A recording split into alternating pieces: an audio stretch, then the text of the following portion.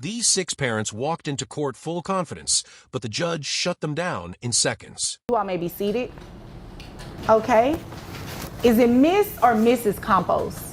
Mrs. Miss, okay. You brought this case before the court. What's going on? Well, I'm bringing my son to court to see if I can get some assistance for his son, my grandson, Julian. He's 6 years old. Juan and Julian's mom were together up until about 3 years ago. Okay. Had a good life, beautiful home. They were set.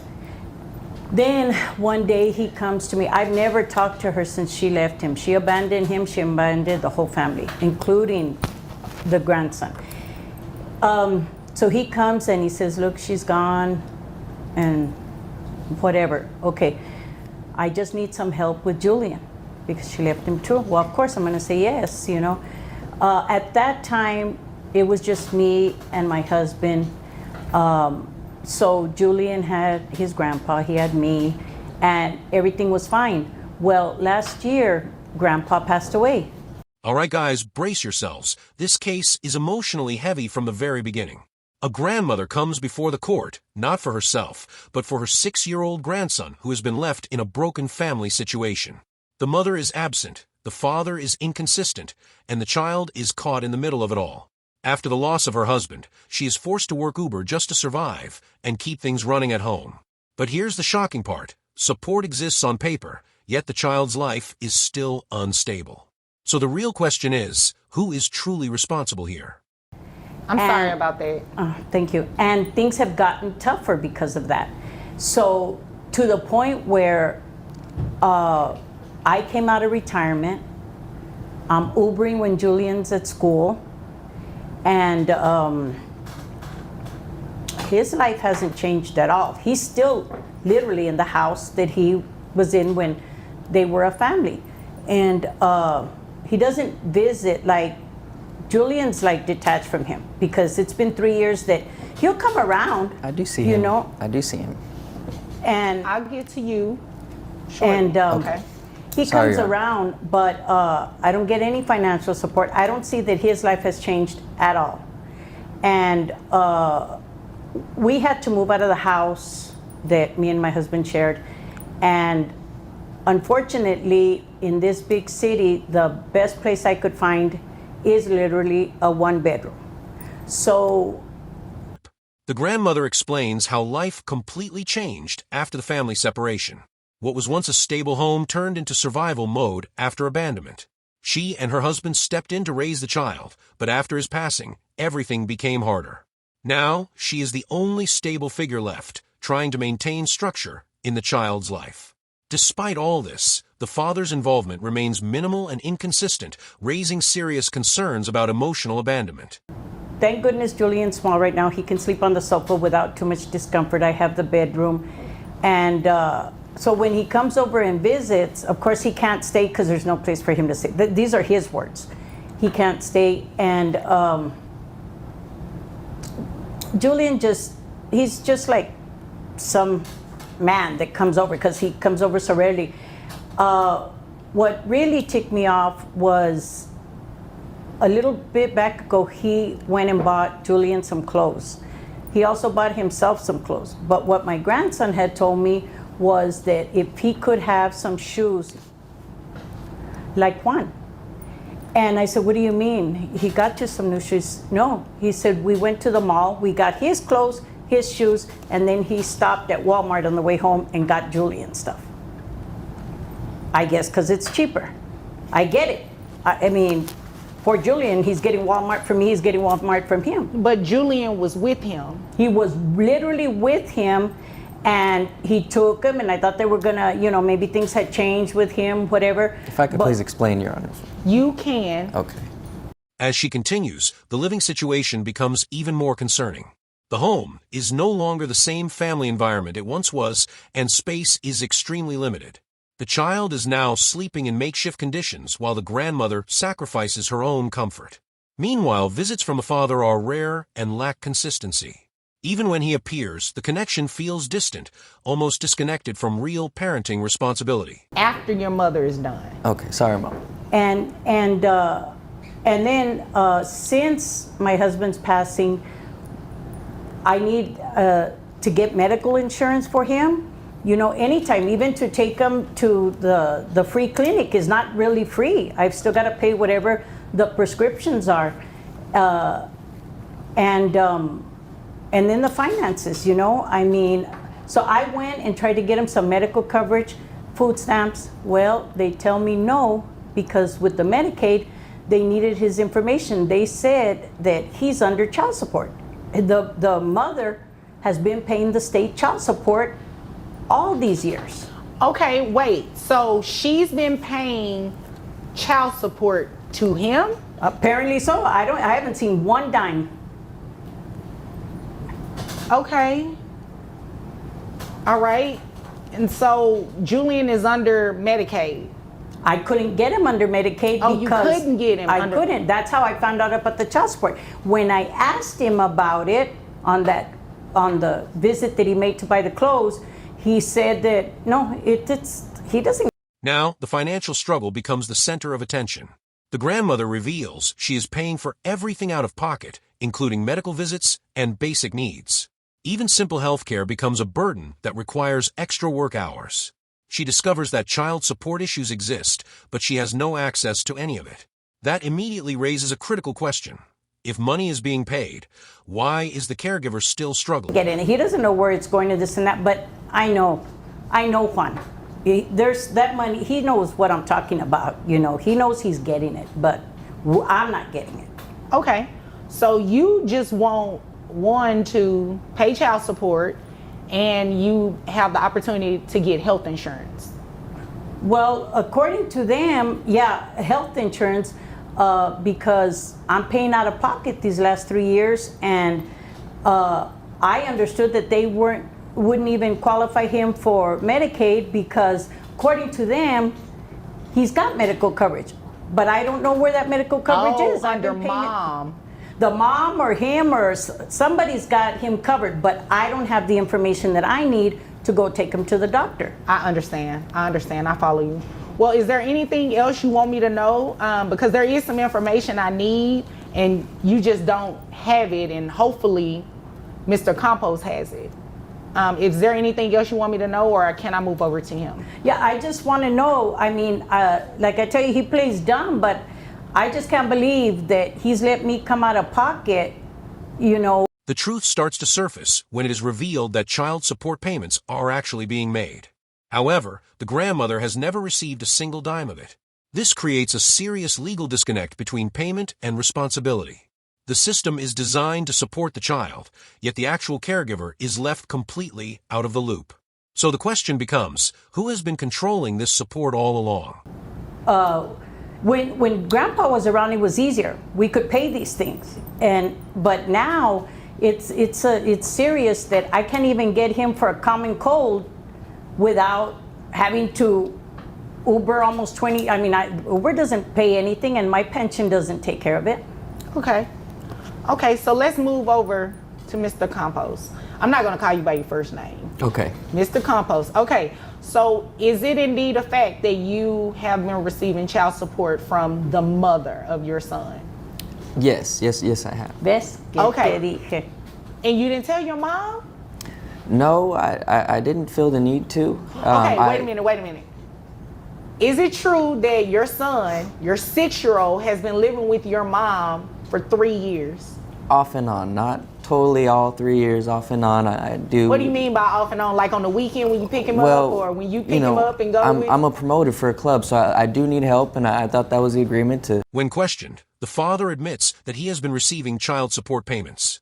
But he also confesses he never informed his mother about it. This lack of communication creates a major gap in responsibility and transparency. He assumes paying insurance and partial expenses is enough, but fails to realize that access matters just as much as payment. The judge quickly begins to see the imbalance in his approach. To go ahead and help me when I'm out of town, and I'm not, as she says, I do have the house, but I'm really there, and I do need help. He can't stay by himself in a house that big at 6 years old. I don't know. I know I couldn't, but. Okay.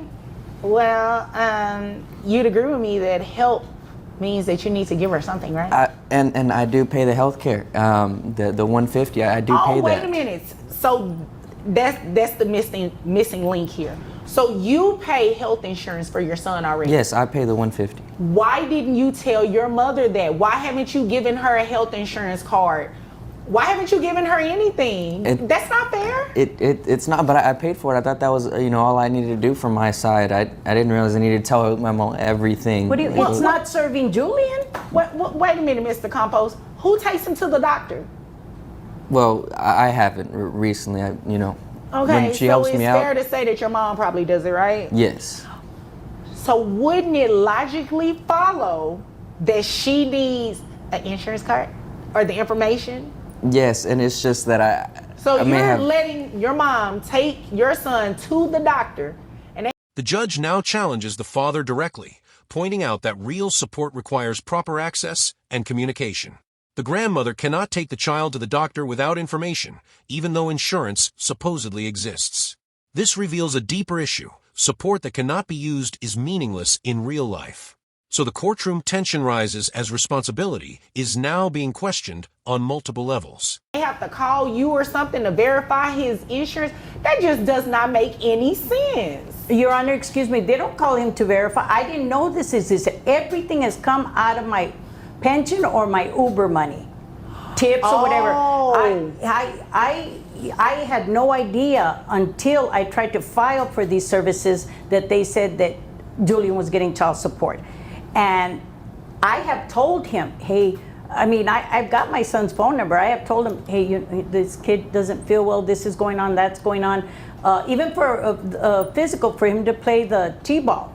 And so you're paying out right now. She's literally paying Yes. out of pocket, but your son is covered under health insurance. Yes. So your mom is not only taking care of your son's medical needs, she's taking care of his daily needs. Mm-hmm. And you don't want to help her? I do want to help her, and I thought she had all the help she needed. When Papa passed away, he left quite a bit of money for her, and I thought, Okay, it would help. You just said keywords. He left quite a bit of money for her. Yes. Not for your son. Yes. Not for you. Yes, and she keeps talking about going to Uber and such, but that's a pretty nice ring on her finger she has there. I don't know how many tips are needed. Your dad got me years ago. This is not something I bought in the last 3 years. Why does that matter?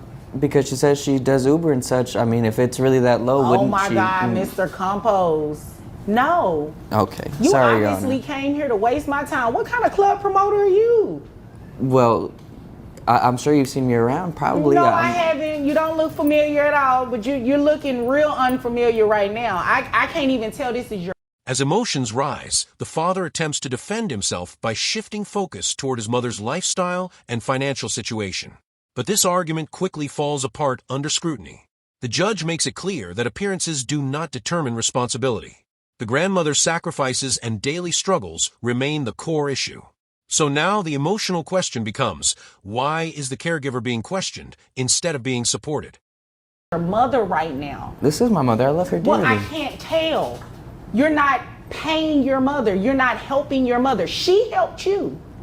But I don't believe that she intended to help you for life. I don't believe she intended to raise your son. I mean, she raised you. Yes. She's a grandmother, for crying out loud. Yes. Your Honor, when my husband passed away, and since he lives alone in this big house, I told him we were going to have to move to a one-bedroom apartment, or we could come stay with him. I'd have my private room, Julian have his private room, and he would have his private room. Yeah, so what's the deal with that? You're okay with your mother in this one-bedroom. Why can't she stay in the big house? Well, Inconvenience, he said. It would be very inconvenient. How big is this house? How many bedrooms we're talking? Maybe 800 square feet most, maybe 2-bedroom, half closet. It's not as big as she's saying. It's not as big as she's saying. It's My apartment is 800 square And feet. you're describing a room in the house that's 800 square feet? I may have my math wrong a little bit. It's not that big as she's saying. It's really not. How big is this house? How many It's bedrooms? in the nice houses in Plano, so you can imagine. It's not it's a nice house. Okay. Because him and Julian's mom both do this promoting thing. Oh, and okay. they can But do she it just from took everywhere. off. So they're I no longer see but her. She I left, no longer see her. but she was making good money like he makes. I don't know to the penny what he makes, but they were living very, very comfortably. And but he started this since Julian was born, the free babysitting. That a grandmother that loves her kids shouldn't have to be paid and this and that. I never asked him for a dime. I didn't need to. But since becoming a widow, it's become critical. Okay. All right, Mr. Compost, how much money do you make a year? 48,000. Really? Yes. You make $48,000 a year and you live in this big house in Plano? Well, then that's where all the and money. club promoting? That's where all the money goes to the house to make sure it's I have so many members Plus in the the child house. support. They didn't give me the amount because I'm not on the case, right?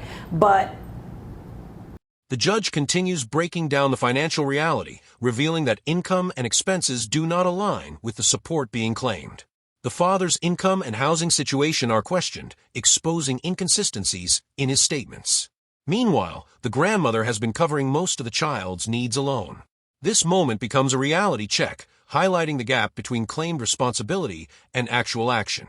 who knows how much she's paying? How much do you receive in child support? Because if she makes that kind of money, Just $1,000, and that's in that Just 40. a grand? See that inside. You know how much that would have everybody helped? does not receive just a grand. Yeah. Everybody don't receive that. Well, and that's why I paid for the 150. That You came here to waste my time. What is it? What is the amount? So you pay yourself $48,000. You pay yourself that, right? no, it's from jobs that I try and. How much is your rent, Mr. Compost, or do you pay a mortgage? No, rent a month is about a grand 500. Okay, so $1,500 in rent. What's your other expenses look Your like? Honor, he doesn't rent. They did a big, huge housewarming party. That is his home. Him and her bought that home. It's not a rent. So you really are wasting my time. I am renting it. I'm not sure where she's getting that from. They had a huge, and as families talk, and we're gonna try to pay off the house early, and we're gonna try to even upgrade, but they didn't stay together. So wait a minute, you closed on this house.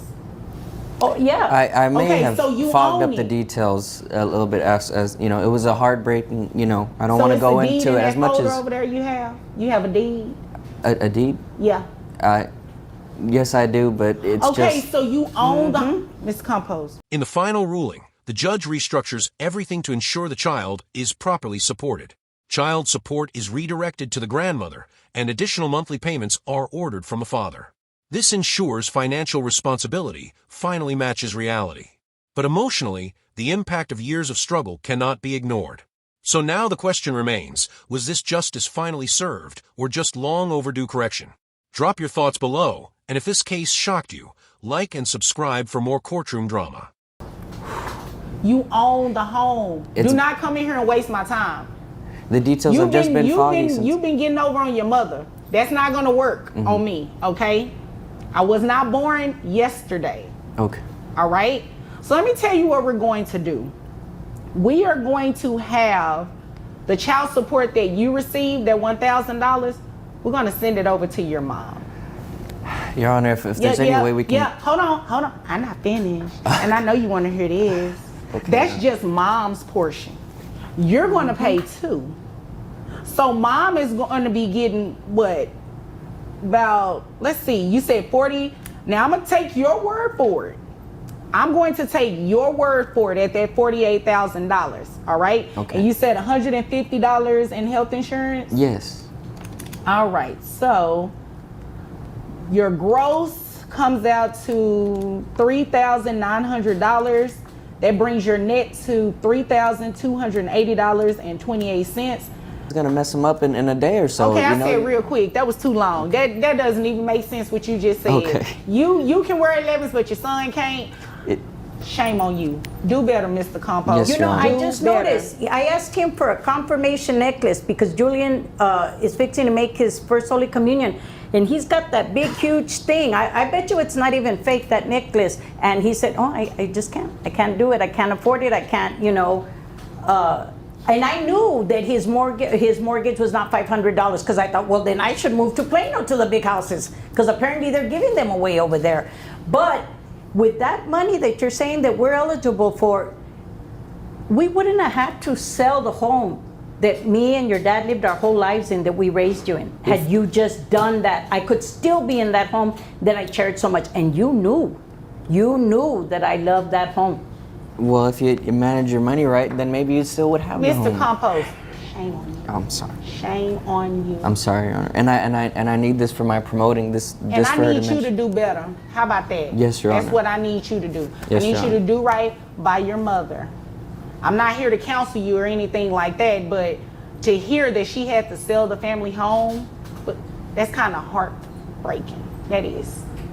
You can only imagine the memories that are gone, right? Yes, Your Honor. So I need you to do better. And until then, I need you to keep working so your mom can get this $656, okay? Yes, ma'am. All right. Is there anything further? No, ma'am. All right. Is there anything further, No, ma'am. Mrs. Compost? Okay. If there's nothing further, you all. All right, guys, brace yourself. This case opens with tension already in the air. A father walks into court saying he's done being silent after months of carrying full responsibility for 5 kids alone. Meanwhile, the mother who once filed a case never even showed up before. Now she's finally here, and the energy is instantly hostile. The judge hasn't even ruled anything yet, but attitudes are already clashing. So the real question is, who has actually been holding this family together all this time?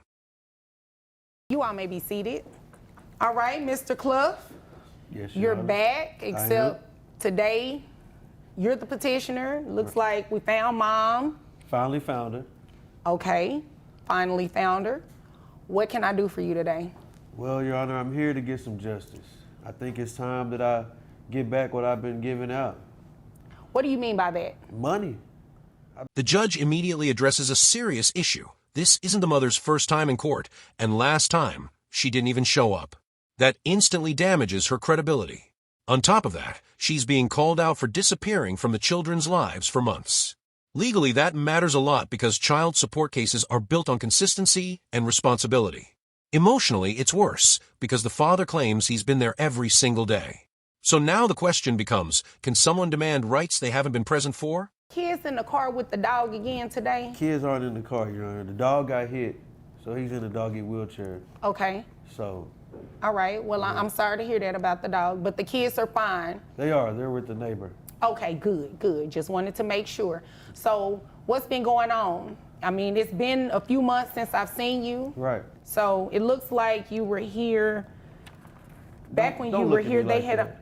excuse me? She just looking at me crazy. I'll make it easier for you. You focus on me. Right. Don't excuse me. Sorry, Judge. Don't be sorry, just don't do it. This is your he first gets my time here blood today. boilings. And if I remember correctly, you filed the lawsuit on him previously and I had did. the audacity not to show up. So you definitely need to. Now the courtroom energy shifts as accusations start flying. The father mentions the mother hasn't been paying support and hasn't even visited the kids. That's a major legal disadvantage for her. In child support cases, absence plus financial neglect creates a very strong case against you. And when the father mentions she visited another man instead of her own children, the emotional weight increases even more. So ask yourself, what carries more weight in court, excuses or evidence of absence? You talking about you? God don't like We- that. you know, this happens every now and then when the weather is bad outside. No, it ain't Things the happen weather, in it's court. her. And Well, that no, evil the weather spirit is bad that she got. outside. You know what? Talk to the Okay. judge. Don't direct none over him. Okay, what she just said is right, all right? But I'm not agreeing with you in the sense that, you know what I mean? Let me tell him to be quiet and talk to me only. I got All you, right, Judge. Mr. Clough, continue. So, as I was saying, it's been a few months. So the kids have been with you, looks like it's been about 7 or 8 months now, Yes, Your Honor. all right? So in this 7 or 8 months, has mom been paying? Have you been paying? Well, no, No, that's she not how this hasn't, Your works. Honor. That's not how this works, She hasn't been paying. all right? She has not been paying. Has she at least been visiting with the children? She has. Here we get a messy but important revelation. Past relationships, arrests, and personal drama are brought up in court. While the judge doesn't allow full distraction, it still paints a picture of instability. Legally, the court doesn't care about gossip, but it does care about patterns of responsibility. And right now, the pattern being shown is inconsistent parenting and financial confusion. So the tension builds because the judge is clearly starting to separate emotion from fact. She visited the children, but she visited that man in jail that she ran off with. Oh, the one that was in the car that you In the really couldn't Cutlass, see? yeah. The Cutlass. Oh, yeah, that's right, that's Yeah, right. he got arrested not too long after I saw you for the PPP loan. Is that correct? No, That's how she is got that. incorrect. That's incorrect. She got what? What's that? You know, from the last time. She got the booty in the booty. What they call it something, though. Yeah, the BBL. She know. Oh, Why are you telling my business? People need to. This is where the father strengthens his position. He explains he's now working, got a promotion at McDonald's, and even secured partial health insurance for the children. That matters heavily in court. It shows effort and stability. Even though he can't cover everything, he's actively contributing. Meanwhile, the financial burden is still heavy. So the legal question shifts: who is actually maintaining these children day to day? And more importantly, should effort outweigh income level in custody cases like this? People don't need to know nothing. That's for the gram. Anyway, Your Honor. I mean, I wanted to know, but we're not here for that. We're not here for that. I'm not going to be petty. So, you are seeking to put mom on child support. I am. All right. And health insurance. Who's covering? Well, I would assume she's not. Are you covering health insurance? Are they on Medicaid? What's going on? Well, I wasn't at first, but I got a promotion at work. All right. Congratulations. I appreciate that. All right. I made me a manager at the McDonald's, so I'm making a little bit more, and I was able to put 2 of the kids on insurance, but not all of them. Okay. Just can't cover that many. So. All right. So the other ones, what are they doing? Well, my other job kind of covers that as well. Okay. All right. So Now the mother finally gets her chance, but it doesn't go smoothly. The judge immediately shuts down unnecessary behavior and forces her to stick to facts. She admits she filed the case, but didn't attend court before. That alone weakens her position significantly. In legal terms, showing up late to your own case signals lack of seriousness. And in child support disputes, seriousness is everything. So the tension rises again because accountability is now front and center. all right. So at least all of the children are insured. They are. All right. How much is that insurance total for the kids only? On McDonald's or the other job? No, just in total. It's about $350. $350. Okay. All right. Is there anything else you want me to know before I move over to her? I think that's about it, Your Honor. Just ready to hold her accountable. Okay. Boy. Okay, Miss Daniels. Yes, Judge. I'm sorry. Excuse me. Excuse me. Judge, I'm sorry. Are you here to be pretty, or are you here to tell me your side of the story as to why you shouldn't pay child support today? A little bit of both, Judge. But I'm I'm not interested in whether you're here to be pretty or not. That has nothing to do with my ruling. You understand it, right? I do, Judge. All right. But so I should be let's pretty say- for you. Well, let's stick to the facts. I could care less how you look. Okay, Judge. Let's get to the facts. Please do. The fact and quick. is, The mother tries to justify her absence by explaining she met someone who changed her life. But the judge isn't interested in personal stories, only facts.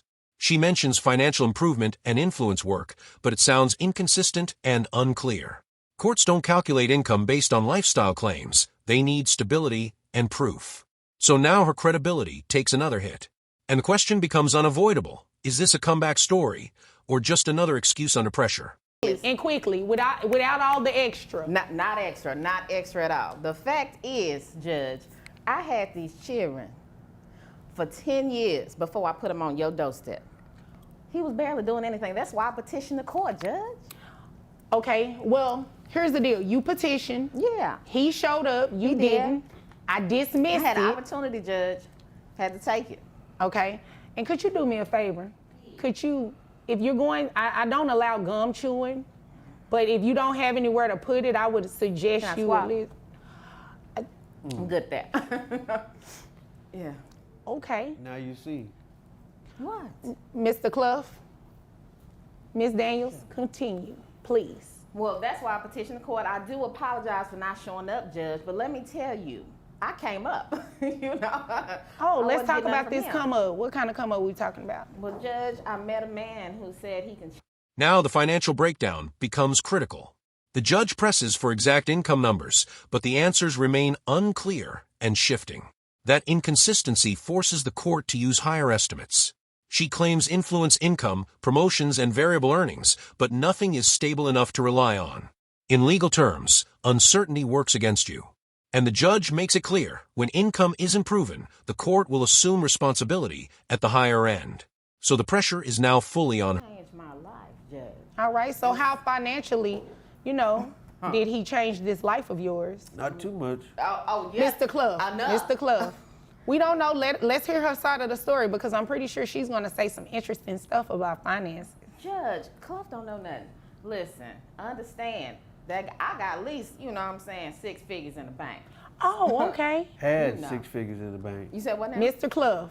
Again, Federalism take I'm it. I not, put it excuse me, overseas. Miss Daniels, when I speak, both of you be quiet. Mr. Clough, there will be no more outbursts, okay? I understand you both are frustrated, emotions are high, but let me get through this hearing, okay? Because if I can't get through it, guess what I'm gonna do? I'm gonna reset it. And I know neither one of you wanna pay for court parking again, right? I don't. You don't wanna take off your work, right? Only one of us will be here. Okay, but you want some sort of relief, right? Yes, sir. Okay, so in order for me to do that, I have to hear the facts. Now, Ms. Daniels, again, continue. So, like I said, No, let me direct you really quick. You're getting ready to talk about these 6 figures you have in the bank. I do. All right, how much money we talking? We talking about, 300, 400. You know what I'm saying? Bullshit. Sorry. He said no more outbursts. I was coughing. I'm sorry. It's true. It's your allergies. Yeah. Handle that. You need some tissue? No. No, thank you. Okay. Ms. Daniels, that's what you have in the bank. How much money are you making annually? Well, it kind of just depends on the year and how many promotions I get, how many companies want to invest in me. So it just depends. Anywhere between. When are you going to answer my question? Judge, it's a difficult question for me. And here's where everything is decided. The judge calculates child support using her own highest claimed income, setting nearly $3,000 monthly support plus reimbursements. The father keeps custody of all 5 children due to stability and consistent care. Visitation is left flexible but uncertain due to her schedule and lack of involvement. This case shows a hard truth. Court decisions aren't emotional, they're evidence-based. So the real question is, did the system protect the children or punish the absence too late? If this case shocked you, drop your thoughts below and subscribe for more courtroom breakdowns like this. Yes, Judge. You're influencing everyone but these children that you do not have anything to do with and you do not financially support. You said they were with you excuse me? It's hot. What are we doing here? What are we doing here? It's getting hot. She trying to show you what she had The done. BBL? Yeah. I'm not interested in the BBL. Let me tell you what I'm about to do. I'm about to make these numbers go BBL, okay? Judge, So, Judge, can I speak briefly? briefly, make it quick. Quickly, in the last few months, it has been a downtrend due to inflation and all that stuff. People aren't paying as much. How much was your BBL? I didn't pay for that. How much was it? Told How you. much was it? I mean, I got more than the BBL. I had tube sock titties, so I got the boobies, then I got the booty, and then I got all that. So he probably paid $35, $40. $1,000? Yeah, he did. Oh though. yeah, I let me hurry up and get you out of here with these numbers. but I didn't pay You are that. about to pay child support. You have 5 children total, or do you have other children outside of these 5 that are under the age of 18? No, I don't. Okay, They're grown. so just the 5 children, right?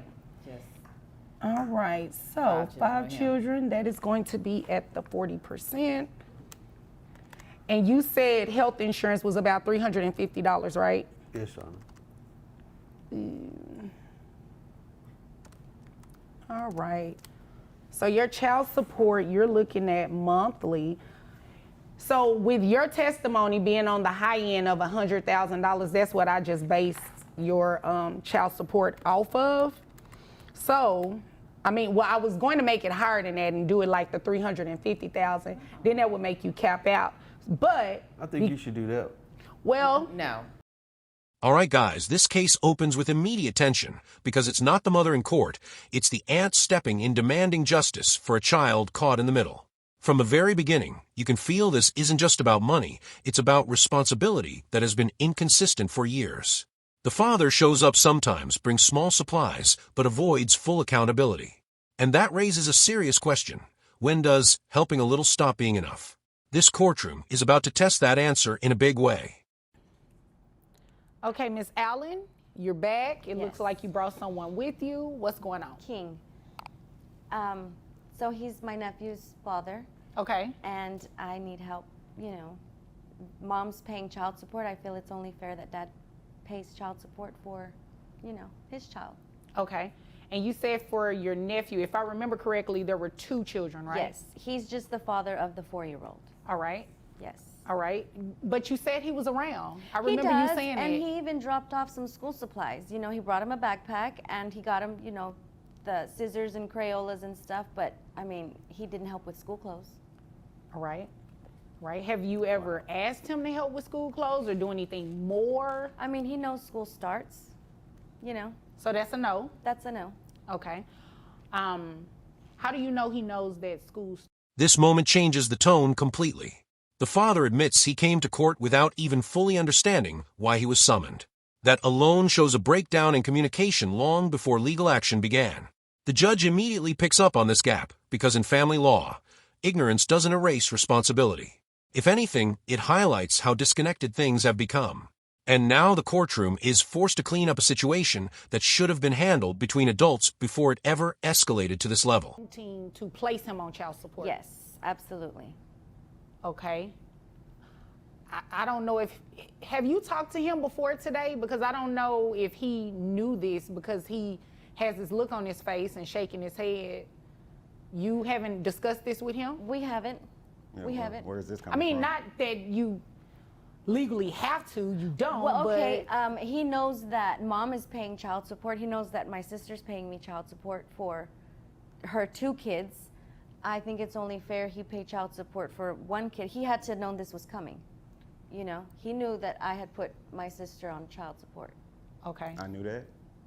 I think you did. You Yeah. think I did? I think you did. Okay. All right. Uh-huh. All right. So is there anything else you want me to know before I move over to him? Because it seems like he has a lot to say. Let's hear what he's got to say. Okay. Sir, is Yes, your ma'am. last name King or your first name King? First name's King. First name is King. What's your last name? Jackson. Okay, Mr. Jackson, what's going on here? You guys tell me. I don't know what's going on here. You were unaware of the reason that you were coming to court today? I'm just here. Okay, you got served with paperwork. Did you read it? No. Here we see the father defending himself as an amazing dad, but the judge wants real-world proof, not labels. He talks about pickups, visits, and occasional support, but legally, consistency matters more than moments. The problem is the separation he creates between his home and the child's home. That distinction may feel personal to him, but in court, it highlights a gap in full financial responsibility. And that's where his argument starts to weaken under legal scrutiny. You just came to court not knowing what was going on? Well, I'm not going to miss court. So. Well, I can appreciate that. Thank you. You're about the first person that has come in here and recognize that you should come to court when you are ordered to come to court. But you didn't read the paperwork, so you're not aware of anything. I'm in a blind about all this, and nothing was discussed or anything like that. Just prior to, sent you a text message here. I think I still got it. You sent her a text message? Yeah, we communicate. We communicate back and forth. Okay. So for her to say that I'm inconsistent, I don't know where she's getting that from. Well, how would you describe, you going and seeing your son and everything like that? Oh, I'm an amazing father, but of course, when you get in court, it's something totally different. So. Yeah. What do you mean by amazing father? Like, explain that to me. How often do you come and pick up your son? Excuse me, Miss I'm Allen? sorry. My apologies. And I know you know better. You've been here before. Yes, ma'am. Okay. Don't be sorry. Thank you, Judge. Just don't do it. Thank you, Judge. All right. Now, Thank you, Your Mr. Honor. Jackson, Yes. you're welcome. Continue. Being an amazing father, I go pick up my kids whenever I have the opportunity to. I do work at a bank here as a financial advisor. All right. So my schedule is not, it doesn't permit me to go pick them up like I would like to. But through our text message and everything like that, I'm able to communicate with her and go pick them up. As she said before, dropping them off, picking them up, taking them out. Now the financial discussion begins, and things get complicated. He claims he contributes around $250 to $500 monthly, but the mother disputes that, saying payments are inconsistent and often much smaller. This is where perception clashes with records. In court, consistency is everything. Random payments don't equal structured support. And the judge is clearly trying to separate emotional explanations from actual financial evidence to determine what's real and what's just assumed. Wait a minute, just so I'm clear. So she has custody of both of her sister's kids. Are you taking both of the kids? Are you? No, just Okay, mine. you just taking your son? Yes. Okay, because you said kids, so I didn't know if this was this child or you had outside children. No, well, just this one. Okay, okay, I got you. I follow you. Yeah. And so, that matters because if you're going to be put on child support, you will get credit for any of the children that you have. You said you work at a bank. How much money do you make? say about $60K a year. Okay, all right. So you pick up your son, you take him places, you do things with him. Yes, Do you buy him clothes and everything like that for your home? of course. Okay. As far as Aunt's home though, Miss Allen's home, you don't. I can't speak for our household. I Okay. can only speak for my household and when I have them. So, All right. other than that, yeah. Okay. So how do you feel about knowing that you're here today to be placed on child support at her request? I think it's a waste of time, honestly. I think we could have settled out of court for all this, but hey, you got to go through the process. So let's go through it. Okay. Have you been giving her any financial assistance for your son up until now? Yes. All right. How have you been giving her financial assistance? Whenever. This is where emotions spike. The aunt brings up household expenses like electricity, trying to connect them to child care costs. But the judge clarifies something important. Child support is not about paying household bills. It's strictly about supporting the child. Still, the emotional weight is obvious. One side feels burdened by daily survival costs, while the other feels accused of responsibility beyond legal obligation. That clash creates tension that neither side fully agrees on. How frequent do you ask him? I don't like to ask frequently because I feel like he knows his child has needs, wants even, and I don't have to pick up the phone and say, hey, your child's gonna eat today. Hey, look, I even brought my electricity bill, you know, like water, This is electricity, gas, $435 for electricity. I mean, What does your bill have to do with my child? your child lives in my home Once and again. uses this electricity, you know, watching TV or the enjoyment of the air conditioner, you know? Uh-huh. I mean, it's just your child, you should pay. Okay. Financially. Once again, you didn't answer the question. What do your bills have to do with my child? you don't, if you're not gonna sit your child, if you're not gonna take care of your child and have your child with you, well, then you can pay financially, Huh, okay. right? I choose to have my child with me, but hey, you know how you guys do. Oh. What does that mean? You guys do. What does that mean? I'm not gonna get into that. Oh, okay. But I asked you to. So what does that mean? Yes, Shauna. As I said before, I think I'm an amazing dad. Her and her sister. How can I say it without being rude? They have certain ways about them. I could kind of tell that from the last time that they were here. They have certain ways about them. A little money hungry, if you want to say that. I'm gonna say that and not use the other term. But hey, teach his own. The father pushes back, questioning why he should contribute to household expenses he doesn't control. But the judge redirects the focus back to the child. This is a key legal boundary moment. Support is not optional, and it's not emotional negotiation. It's calculated based on income and responsibility. And now the court begins preparing the actual financial breakdown that will determine his legal obligation moving forward. She said some things about the electricity bill and everything like that. Correct. Do you think that child support should be No, child determined support or is for the spent child. on those expenses? No, child support is for the child. Me paying your bills, you have another child there, you probably have other dudes there, that's not my responsibility. So Do you think she was asking you to pay those bills? Yeah, All right. yeah, she need help. Miss Allen, were you asking him to pay those bills, or what No, exactly Judge, I was? want him to just get the knowledge that, you know, your child lives in a household. You are not contributing to that household, so therefore you contribute financially to your child, so that your child is taken care of. Okay. You know, so that when school comes, there's school clothes and there, you know, there's backpacks and new shoes and you know. Okay. Right. Well, I mean, I think I understand where both of you are coming from. You know, it's just ironic that, not that you have to have an agreement outside of court, right? That's not a requirement or anything like that. But considering that you all seem to have somewhat of a decent relationship, I just would think this would be a conversation that you all had first to try to see what you can work out. But, I mean, nonetheless, we are here today. Do you have access to health insurance? I do. All right. Do you know how much it'll cost you to put your son on health insurance? I don't have an exact number, but I'm pretty sure anywhere between $300 and $400 Okay. a month. All right. Is it possible that it could be cheaper than $300? Once again, I'm not sure. I have to go through and find out there, but pretty standard there. I believe it's about $300, $400. I think it might be cheaper, but I'm not exactly sure. Okay. Now the ruling process unfolds step by step. Income is reviewed, insurance credits are considered, and previous payments are analyzed. The father's claim of higher contributions gets reduced under scrutiny, revealing inconsistencies between what was said and what was actually received. The judge makes it clear this system isn't about arguments, it's about verified numbers. And once those numbers are finalized, the legal obligation starts taking shape in a very concrete way. This is what we are going to do. We are going to place you on child support today. I mean, at the end of the day, the law is the law. You do have a responsibility to financially support your child, any children that you may have. Your child is living with his aunt.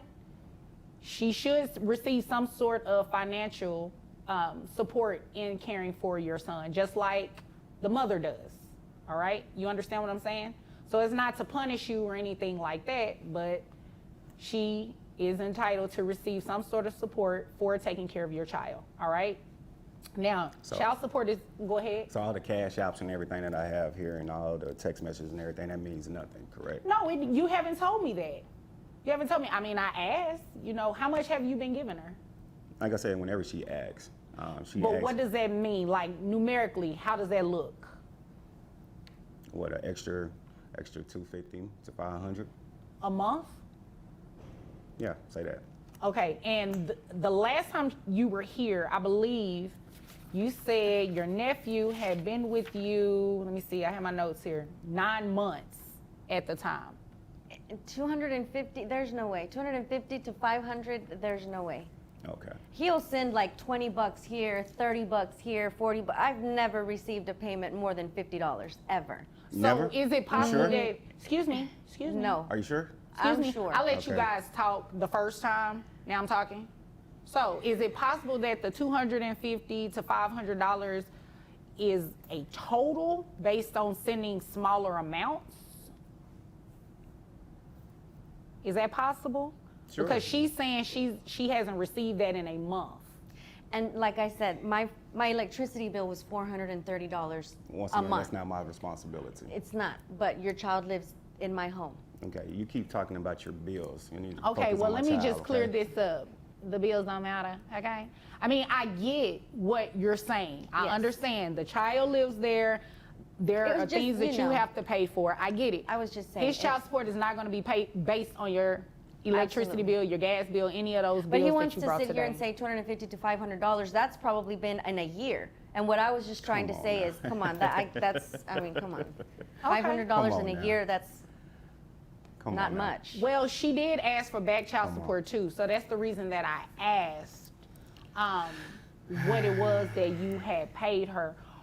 You can take $500 off. Fine. $500 off From the back pay? Yeah. I'll Okay, give 'em now that. you do understand that back pay starts from the day that. In the end, the court sets a clear monthly obligation, reinforcing that financial responsibility toward a child is not optional, it's law. What stands out most is the emotional disconnect between both sides, where one feels misunderstood and the other feels unsupported. But the ruling focuses strictly on structure, not feelings. Now the real question is, do you think this decision was fair based on what you heard? Drop your thoughts below, and if this case shocked you, make sure to like, subscribe, and stay tuned for more courtroom breakdowns like this. She hasn't filed, it's been fairly recent since she filed. So taking $500 off, that'll probably put you around $2,000 in back pay. And you can pay that back at $100 a month, okay? So this is what we're going to do. What I'll do is give you credit. I can give you $200 credit for health insurance. Now, if your health insurance ends up being more than that, I can't just say, okay, I'll give you credit for $300 or even more than that without seeing what the actual health insurance premium is going to look like for your son only. So I give you credit for $200, okay? Okay. All right, so if I do that with your gross, that brings your gross to $4,800, which means your net is $3,979.47. And you said you have one child, correct? Have one, expecting one. Okay, so you have one child that's already here. Yes. Okay, all right. So that is $3,979.47. That's 20%. $795.89. We'll round it up to $796. Plus $100 a month for the back pay that you owe. That makes your monthly child support obligation $896 a month. All right. Thank you, Your That's Honor. ridiculous. You're But welcome. Thank okay. you, Your Honor. Do you all? I mean, And it's my based on nephew's a gonna number. thank you too. My It's- nephew thanks you too. Okay, And he'll that's thank great. you too. No, your bills, thank you. That's what it is. Okay, the two of you Whatever. hush. Thanks. All right. So, as I stated, it's not a punishment or anything like that. It is strictly based on what your income is. Now, if you guys can work together and you decide you want to do something different, you get an agreement or something like that, I would happily entertain that. But until then, this is where we're at today. All right? Do you have any questions, Mr. Jackson? I bet he don't. My apologies. Money hungry, like I said. No, I'm good. All right, guys, this case looks simple on the surface. A father asking for a child support reduction. But the moment it unfolds, it turns into a full emotional and legal battlefield. He's already paying $880 a month plus health insurance, and he insists he's actively involved in his kids' lives. But then the conversation shifts to something bigger, the mother planning to move to Florida. And suddenly, this isn't just about money anymore. It's about custody, control, and a broken family trying to redefine itself. So the real question is this court dealing with finances or the aftermath of a failed All right, relationship? Mr. Morris, you brought this case before the court. What's going on? Well, I come to you today, Your Honor, because I'm trying to get my child support reduction. Okay. All right.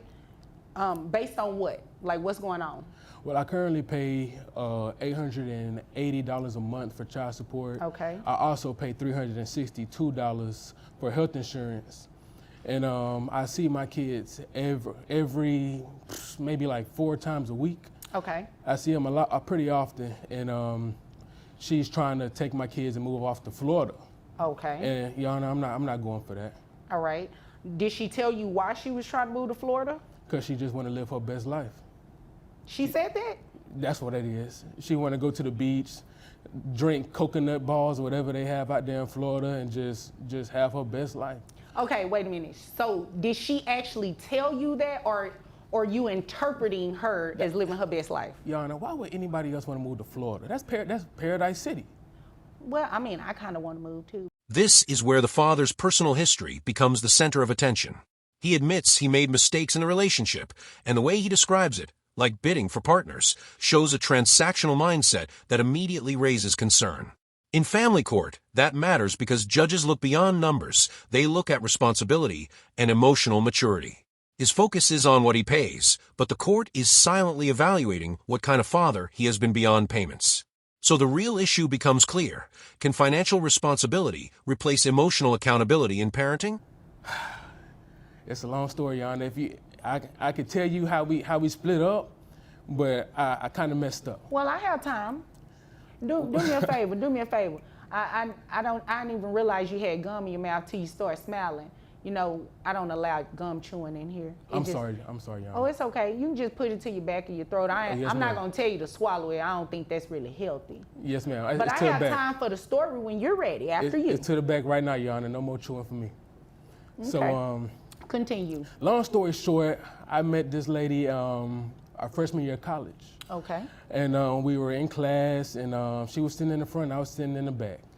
And I saw her, and I said, man, I'm going to have to put my bid in as soon as class is over. Bid, that's what they call it these Yeah, days. Okay. we call it put your bid in. Because, All I'm right. sure there's other people that put their bid in too. So if I got the highest bid, of course, I'm a getter, you know? Oh, so So- you subcontracting these things now. I was, yeah. At that time, I was subcontracting, you know what I'm saying? Interesting. Right. Keep going. So I saw her in the hall, and I came to her, and my bid won. And we was together for years, Your Honor. We were together for years. We have 2 kids. We have a 5-year-old and a 10-year-old. Okay. Throughout the time, and as life just went on, we just started kind of fading, Your Honor.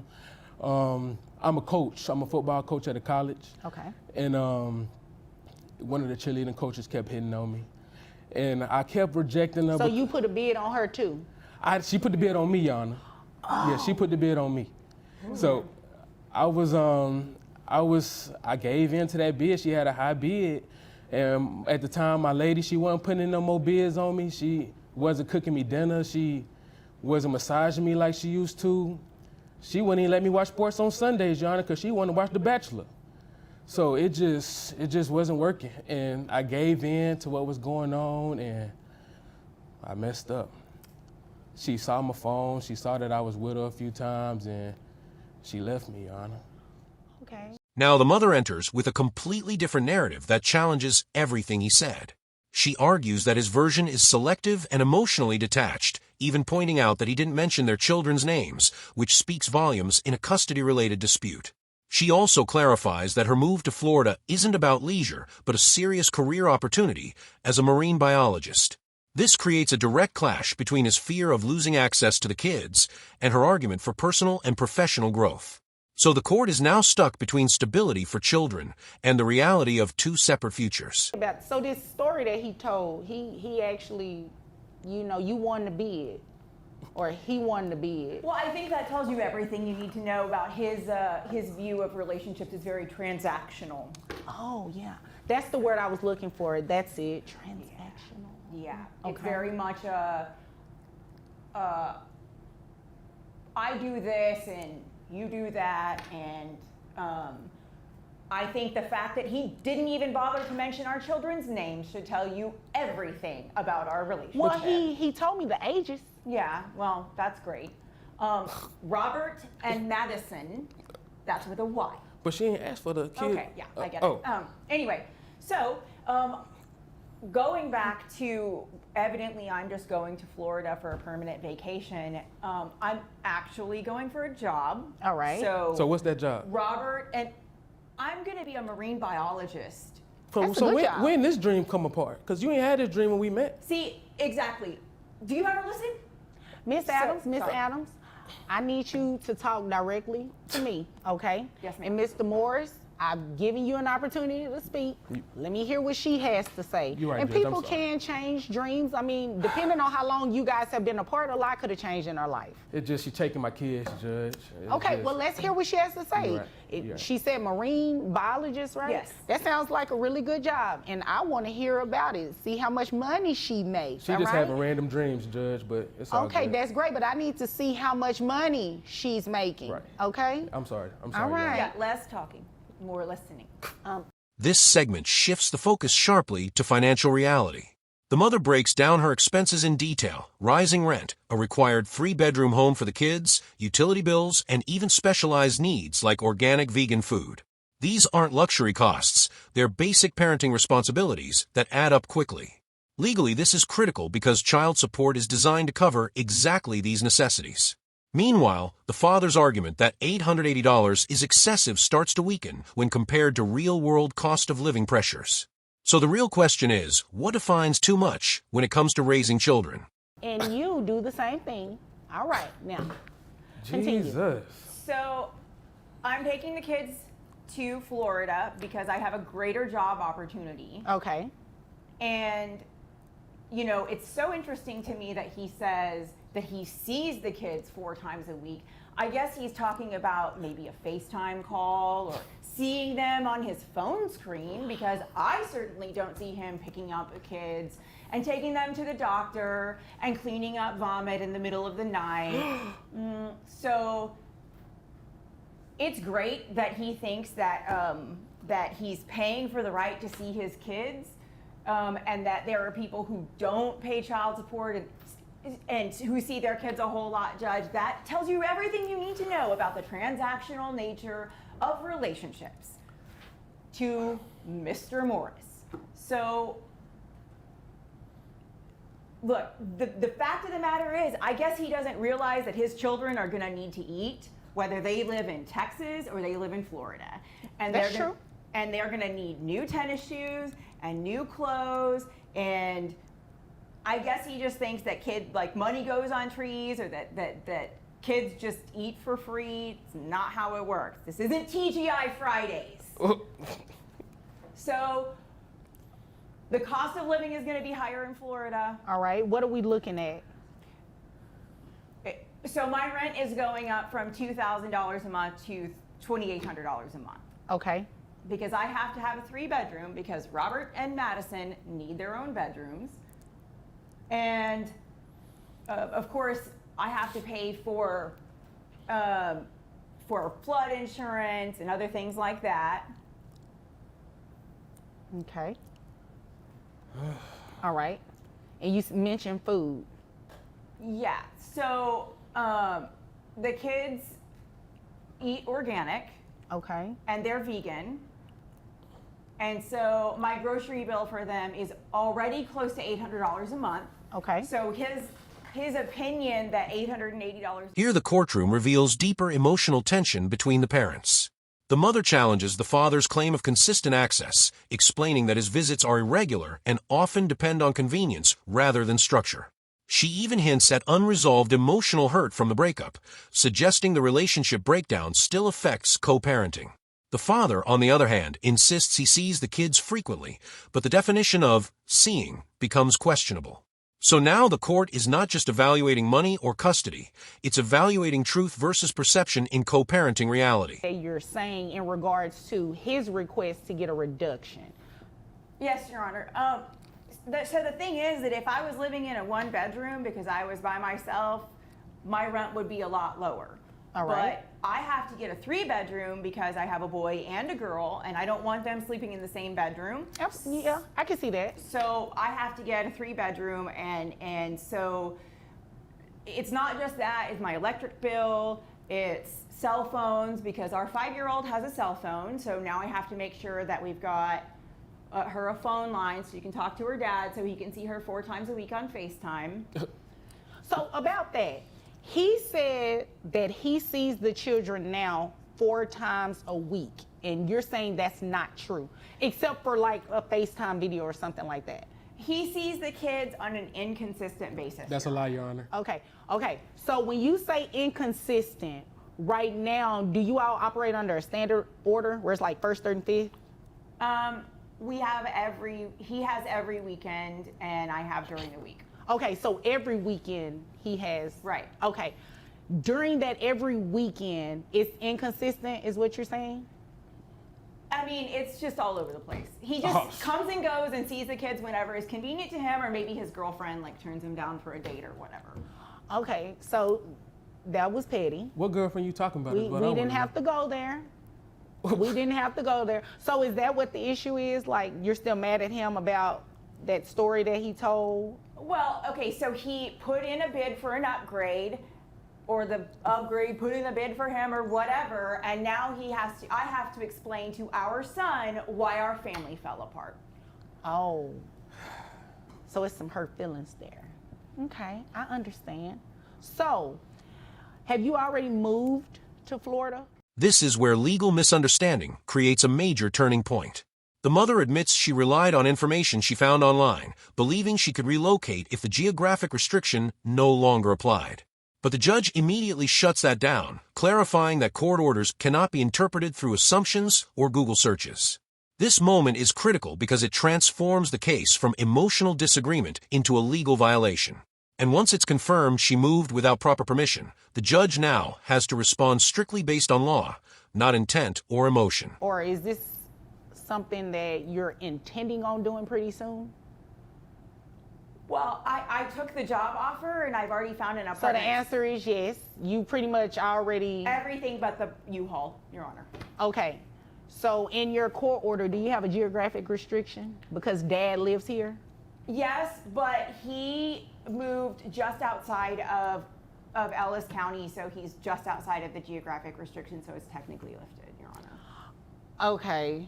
And technically is what you said, but is that what your court order says? Well, the court order says Dallas and contiguous counties, and he moved like a mile on the other side of the Ellis County line. Okay, and I do have a copy of your court order here, and it doesn't mention that it's automatically lifted. Oh, okay. Well, I was just thinking it was the one that... O is right. Thank you, Your Honor. O Thank is you. right. I'm sorry. O is right, because you can't just leave. You can't just do that. You actually have to ask permission to modify this order like he did. Well, can I modify the order to move to Florida? Did you file anything for today? I mean, It's a yes or no. No. Okay. So you're moving without asking the court, can you move? And Dad is still living here. Well, I guess I just didn't understand the way the order was written, because I had heard that if he moved outside of where it said, then I could move out. Who did you hear that from? Did you Google? You did one of those Google searches? One of the Google lawyers told you that? Yeah, I guess. Oh, okay. Because they told you wrong, and that's the... Now the judge delivers a decisive explanation that reframes the entire situation.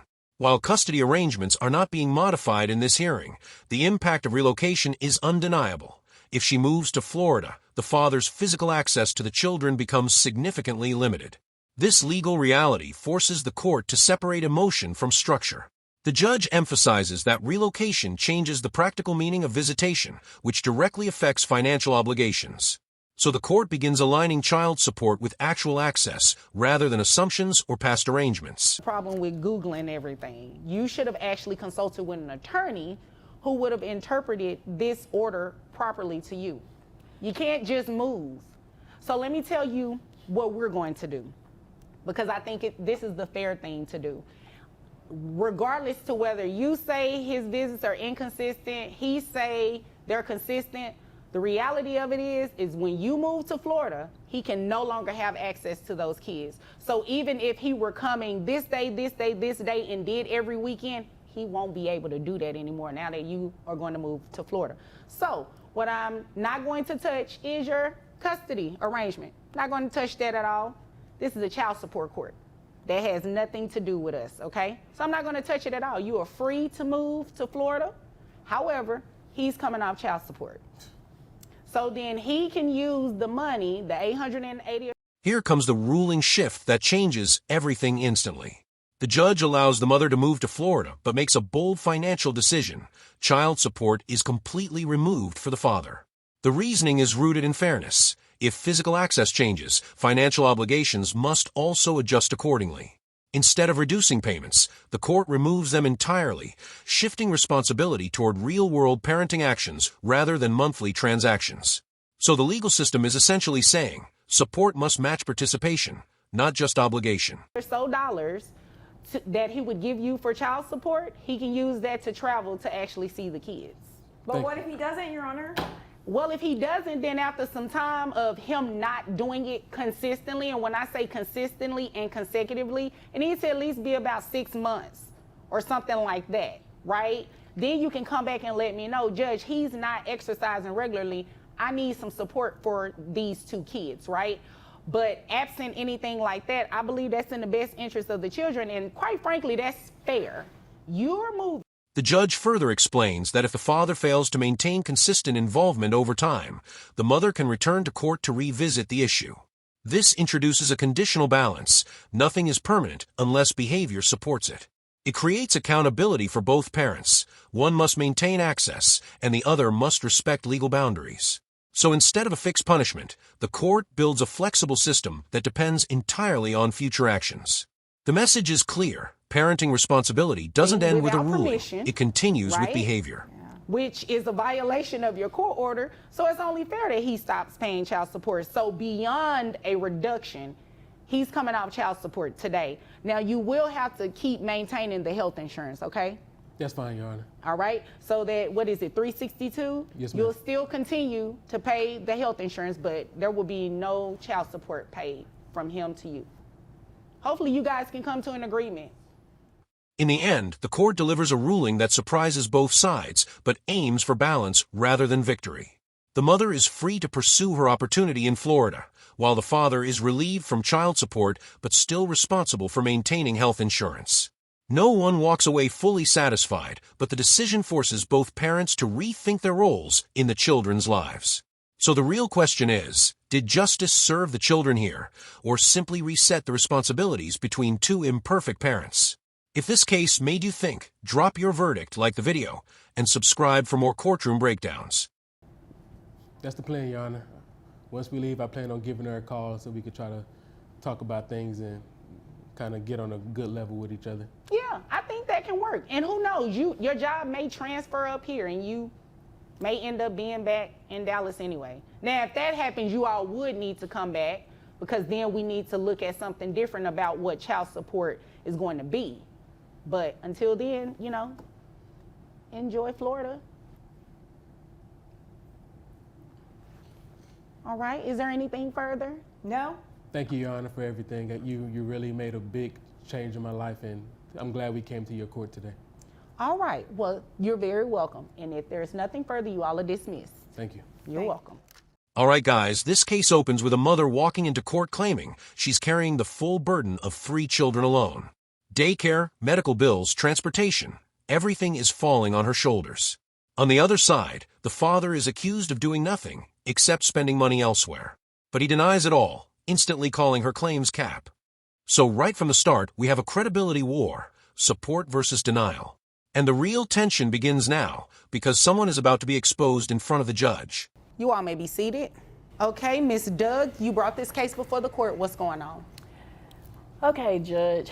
Well, I'm bringing Tim to court today because he's not taking care of his children, his responsibility, and I need help, so I'm requesting for child support. All right, when you say he's not taking care of his responsibility, what do you mean by that? Financially? Is he not picking them up? Because you know, that can mean a lot of things. Exactly. So he's not picking them up. I'm having to pay someone to go pick the kids up from daycare. Okay. You're paying them, you said? I'm paying out of pocket. How much are you paying? Approximately $200 a week. A week? Yes. Okay. There's 3 different schools that they have to go to pick up the kids, daycare and after school care, and he's not contributing. Okay. I also carry the kids on medical. All right. How much is that? Medical is $250 a month. Is that for, how many children do you all have? 3. 3? Okay, and that's for all 3 children? That's for all 3 children. Okay. Here we see the first major clash of narratives. She presents detailed claims, $200 weekly childcare costs, multiple school pickups, and medical expenses for 3 children. The judge doesn't jump to conclusions. Instead, she breaks it down step by step, focusing on financial responsibility. Then comes the turning point. She alleges he's active on social media and spending in clubs. But the father immediately rejects it, calling it false. This is where courtroom strategy matters. Allegations alone aren't enough without proof. So the question is, who can actually back their story? receipts. Okay, what kind of receipts do you have? Screenshots from Facebook, Instagram. I mean, I'm blocked, but I have family members that follow him. Just telling all your business. First Yes. off, that's cap. What? Excuse me? I'm sorry. Look, I'm just saying. No, what did you say? That's A cap. That's cap. Yeah. She doesn't have on a cap. Cap means that's lying. She's lying. Oh, okay. Yeah. This that new age. That's that new age. How you spell that? CAP. CAP, Exactly how like it a sound. regular cap. Exactly. Oh, okay. I learned something new. So is All it right. fake money that you're throwing to him? No, it's fake what you talking about. Oh, okay. Well, We'll get to Tim. Tim, we'll get to you in just a minute so I can hear about all this capping that she's over here doing, okay? Let me step back. Okay. All right. Now, I mean, he said it's cap. He said you are not telling the truth.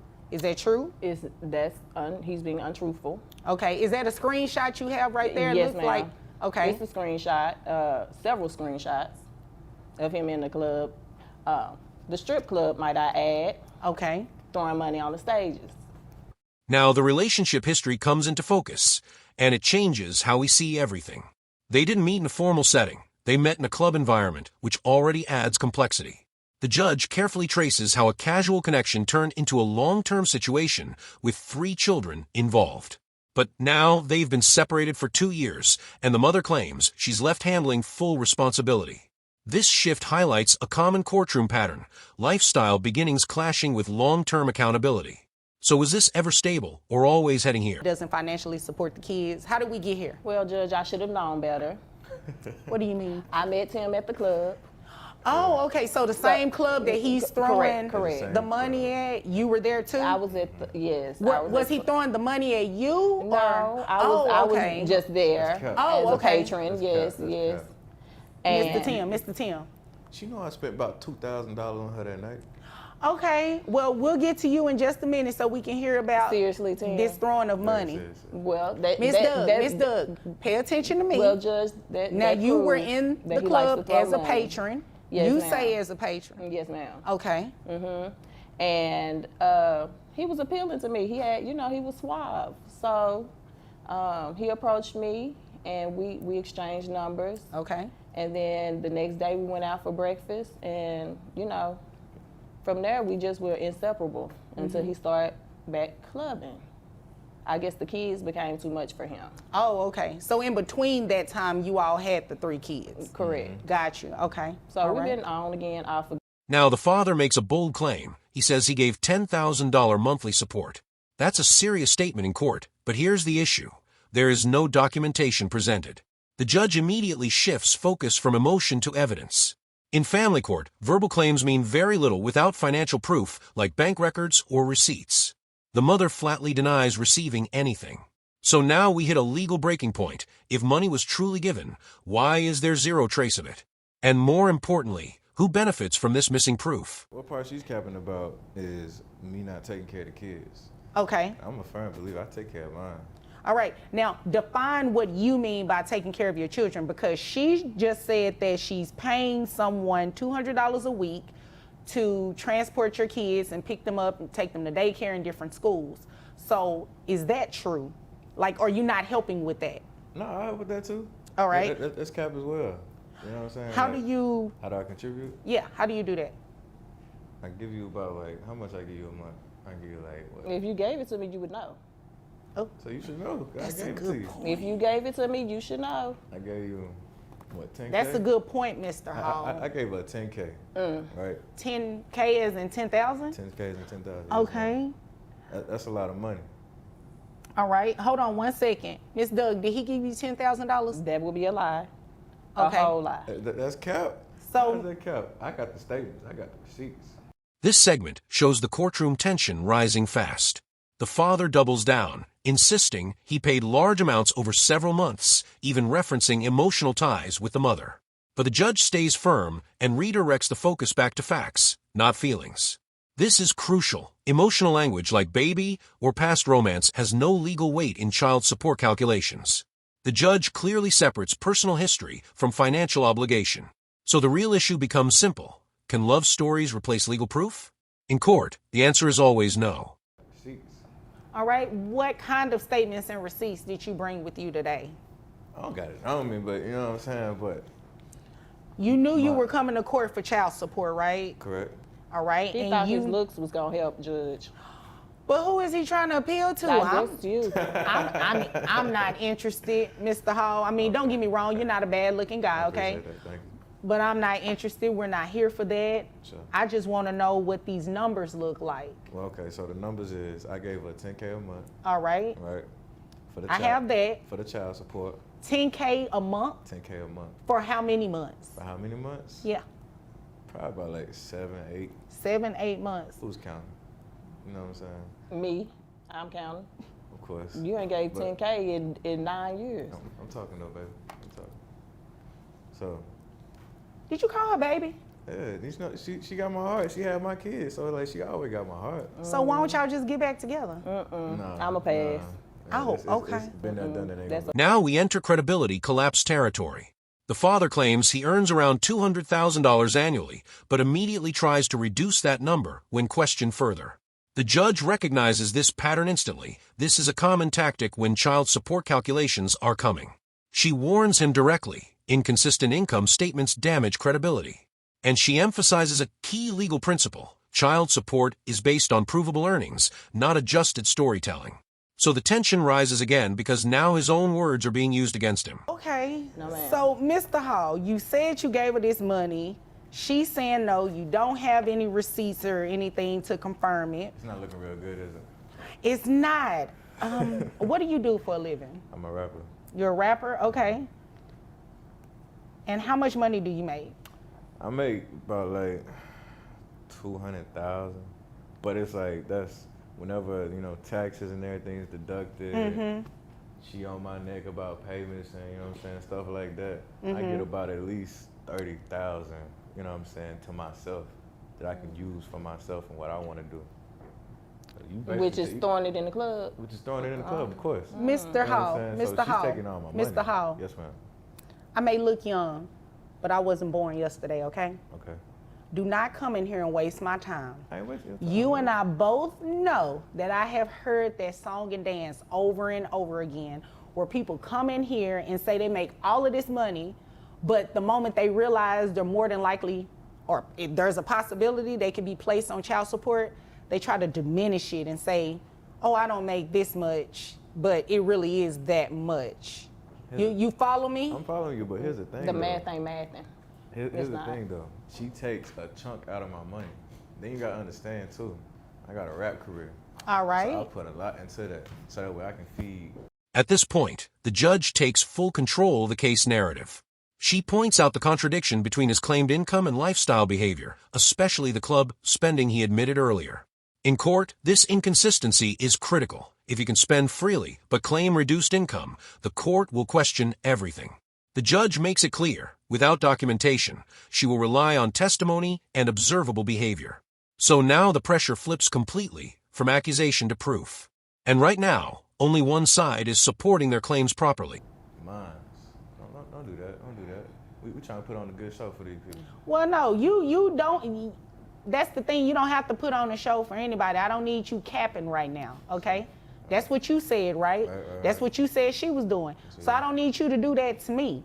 I need you to be honest with me, because you paying child support is going to be based on the evidence that I hear. And as of right now, you haven't said anything or provided me with anything that would totally go against what she just said. You said you're giving her all of this money, $10,000 for 7 to 8 months. That's between $70,000 and $80,000 roughly, right? Right. That's a lot. It would be enough. However, testimonial evidence is evidence, and she's saying she didn't receive it. You're not showing anything that would suggest you gave it to her. So it's giving cap right now. that's what you said. It's giving lies. It's giving lies. Yeah. What it's given is insufficient evidence. That's what it's given, okay? So, I mean, without anything showing that you've actually given her this money, I can only go off of your word. And you said you made $200,000 a year. Yeah. So is that true or is that not true? That's true. Okay. So like, the rapping, that's where it goes to. That's where a majority of it goes to, for sure. I understand. You know what I'm saying? 'Cause So is it possible that 200,000 is your bottom line and you actually make more? Nah, Because you just agreed with her when she was talking about throwing money in the club. I make less. All right. Well, I tell you what, when you bring something in here that suggests that you make less, as well as suggests that you've given her $70,000, $80,000, then we will consider it at that. And in the end, the judge delivers a decision grounded in verified income, not arguments or denials. Using the father's own testimony, she calculates child support at nearly $2,969 per month, along with health insurance responsibilities. The key takeaway here is simple. In family court, emotion doesn't decide outcomes, evidence does. Every contradiction, every missing document, and every unsupported claim directly impacts the final ruling. So, what do you think? Did the court land on the right number, or was there more beneath the surface? Share your thoughts, and if you want more intense courtroom breakdowns like this, don't forget to like, subscribe, and stay tuned. So I can't place you on child support based on $200,000 a year per se, because your child support will be a lot. So it will be capped, which will make your net resources $896.72. And you said there are 3 children. Do you have any other children outside of those 3? Not that I know of. Okay, I'm going to move right along. All right. So health insurance, she says that she pays $250 a month for all 3 children. Do you have access to health insurance that will be cheaper than that? Yeah, Or can you get health insurance on the children? Because if not, you're going to reimburse her that $250. So run this to me, Judge. How much am I looking to be paying per month? Right now, without any reimbursement of health insurance or any credit for health insurance that you could possibly get that's cheaper than $250, you're looking at make sure I got this right, $2,969 a month. Got to be month. But that's a break, because you said you give me 10,000. So that's a whole break. You know.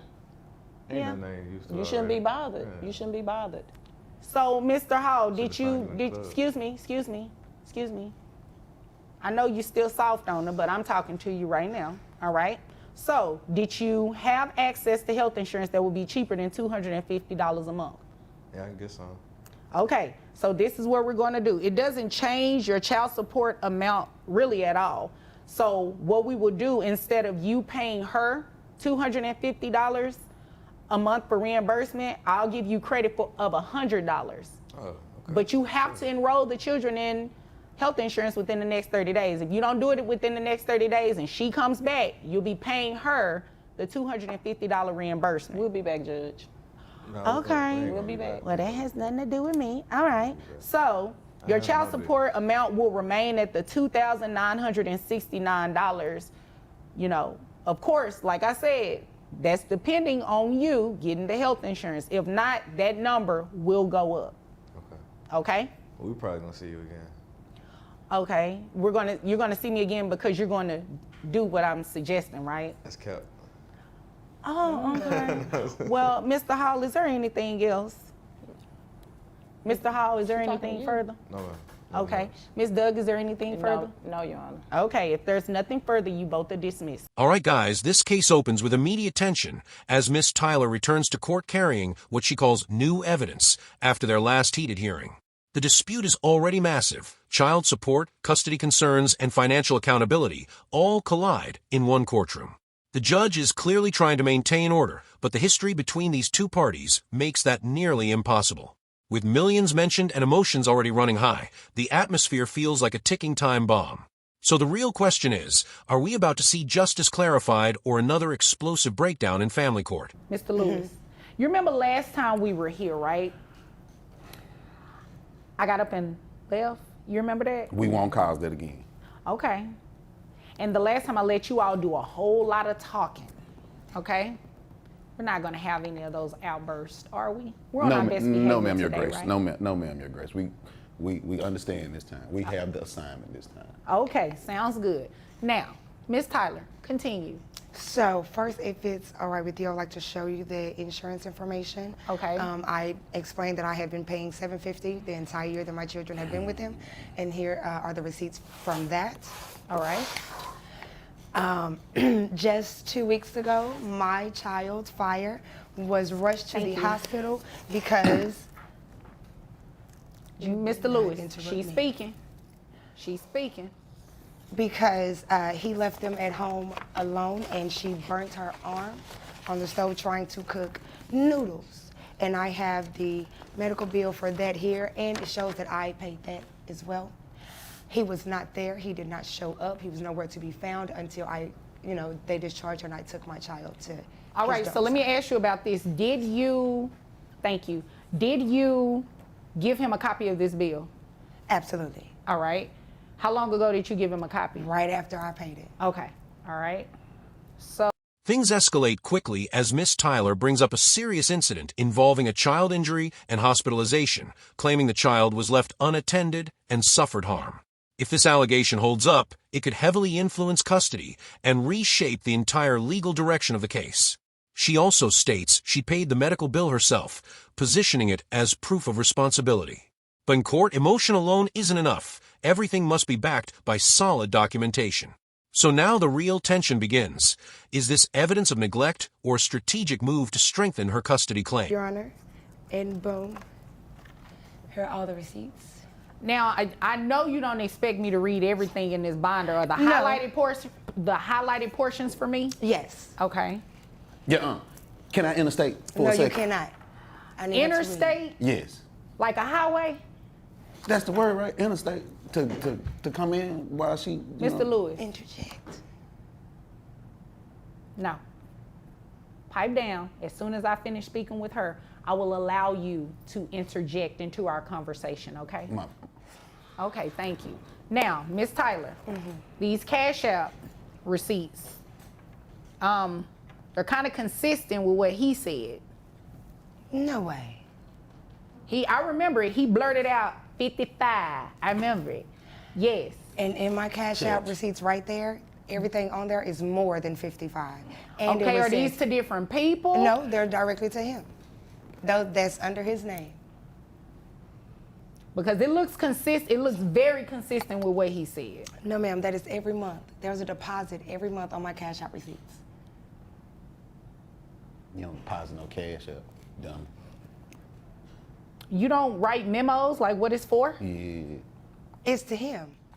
It's to him. So that's the only time I'm sending the money is for my children. I didn't think I would need a memo for that.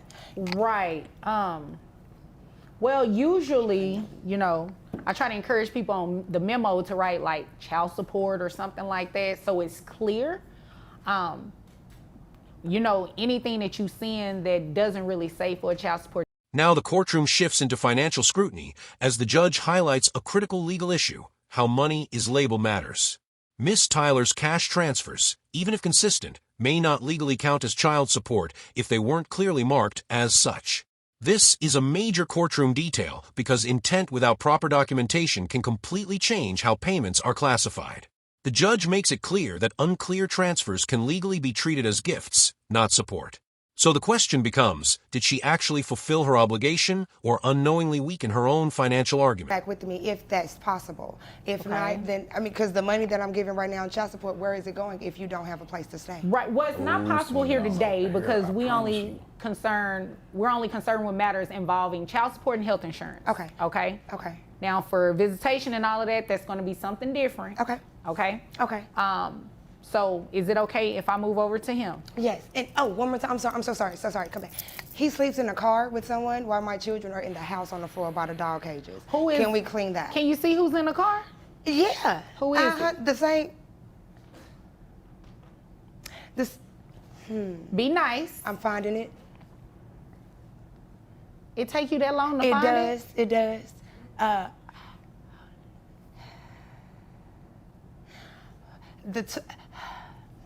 The young lady that he played with toys with, it was her in the car. Oh, okay. All right. That's back here in the gallery. Yeah. Okay. Miss Tyler, don't come here and waste my time. Not. You could have just said the young lady sitting in the back. You said be nice, Your Honor, and I want to be nice and honest. Okay, all right. Is there anything else you want me to know? No. Okay. Now, Mr. Lewis, it's your turn. What do you want me to know?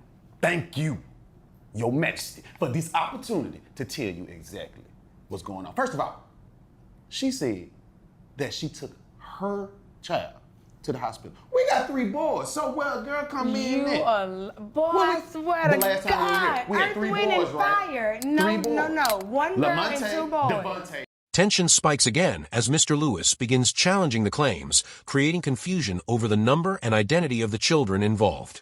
The courtroom starts losing clarity as conflicting statements about genders and ages surface, forcing the judge to demand official birth records. This moment is crucial because identity inconsistencies can damage credibility on both sides. When basic facts don't align, everything else in the case becomes questionable. So who is actually presenting verified truth here, and who is relying on memory and emotion instead of evidence? They are in that binder as well. Okay, is it toward the front? 'Cause It's what in I'm the looking middle. at- You just Okay. got, funnel through. It's in the middle. You didn't Right there tab in it that, for me? Manila somewhere in there. folder. You That just Manila got it. folder. You Yeah. didn't tab it or anything? Yeah. No, what, ma'am? Yeah. This one is organized. It It's may be a all little tabbed bit. It and- might be a little bit. He went school shopping. I went school shopping? That wasn't nice. I went school shopping? Dad, you Okay, so which dirty. tab? Ooh, you dirty. Which tab are the birth certificates? Because both of you said ages that were Why you far off. why you talking Yellow up? folder marked Exhibit 1A. Ain't that something? Mine's somewhere in the folds. 1A. The It's manila? all P over here. I Yes, did. ma'am. Oh, Yes, ma'am. this. Okay, I It's all got you. P over here. It's all P. Oh, I see what you did. Y'all photocopied them and put them on one Yes. page. Okay. Ma'am, All right. just how you would have expected someone to come to court with, You know real what? valid information and not, Let me made check up my stuff. notes. Cause she gonna sit here and say we had a girl. I don't know no girl with that girl. I don't remember hearing the gender of the children. The judge now directly confronts both parties with the birth certificates, and the confusion only deepens. Numbers, ages, and records don't seem to match the earlier statements, creating a credibility gap that the court cannot ignore. This is where legal procedure becomes critical. Official documents override verbal claims. The judge's frustration is visible because even basic facts are now in dispute.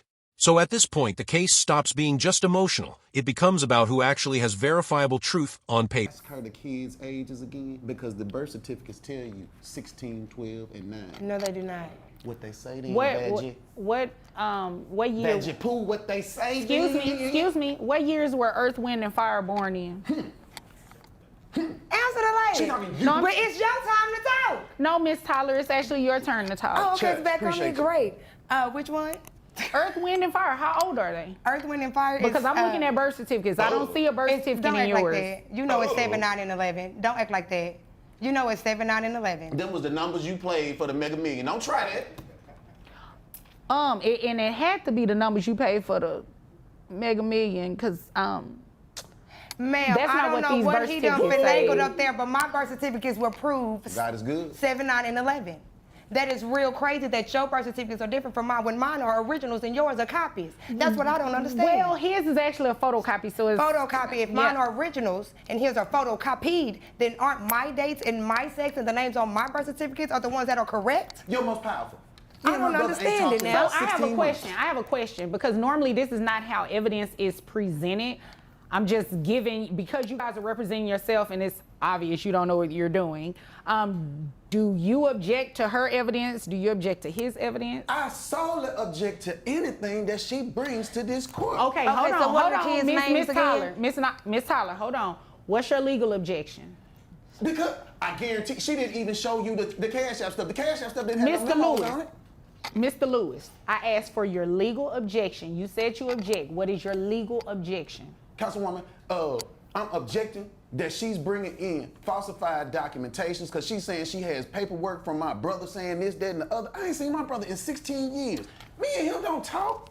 And I'm staying at my mama's house because there's some stuff going on. That ain't got nothing to do with it. Okay. Them kids there. And the letter that came from the brother, I did tell you it looked colorful. And you said you did something to it, right? No, I just made it professional to make sure that it came across professional. Okay, That's what I did to it. And what was your objection again? She probably did something with him so that... A major turning point arrives when the authenticity of documents is questioned, especially a letter presented as supporting evidence.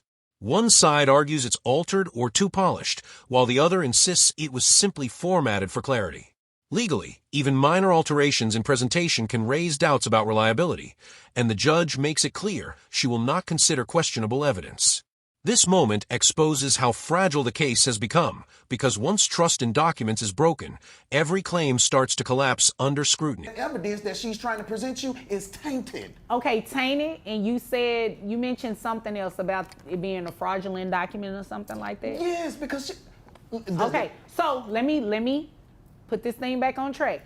I will not entertain the letter because he objected that it's fraud and it's forged, and you admitted that you made it more professional, so you actually altered it. I didn't touch it at all, all I did was print it off, and he typed it up, making it look professional as, hey, don't make it look like trash when we print it off. Oh, okay, so, okay. That's I got, professional. that's all you did That's was print it all I out. did to Okay, it. so you didn't alter it. No. All right, Glory. so. Your glory. She says that she has Your bank who? statements. Your glory. Okay. I have a lot of names from you. Baby, ain't they? Anyway, your glory. She said that she has bank statements. You can't get a bank statement from the package store. They don't have a receipt for What you. are you She did talking provide about? bank statements. You go to the package store when you get paid and cash your check. Don't try. Excuse We've me. seen you several times. Excuse me, Mr. Lewis, 1 second. Miss Tyler, you still haven't answered my question. Which was it? I'm sorry. About the year your kids were born. 7 years ago, 9 years ago, and 11 years ago. What's Okay, that? see, both of you came here to waste my time. What's you give me that? all these documents. What's that? And, you know, I'm thinking you giving me things that are legit. They are. But that's not what these birth Okay, hold on. What's certificates are this? saying. 22 minus 7 that long ago, and then 22. So somebody was born in 2011. Don't worry about it. Miss Tyler, Don't Miss judge Tyler. me. Okay, here's the deal. At the end of the day, Now the courtroom reaches full confusion mode as both sides argue over inconsistent records and missing clarity in the birth certificates. The judge steps in firmly, pointing out that neither side seems fully prepared with accurate documentation. This is a key legal breakdown. When evidence conflicts, the court must prioritize verified records over verbal claims.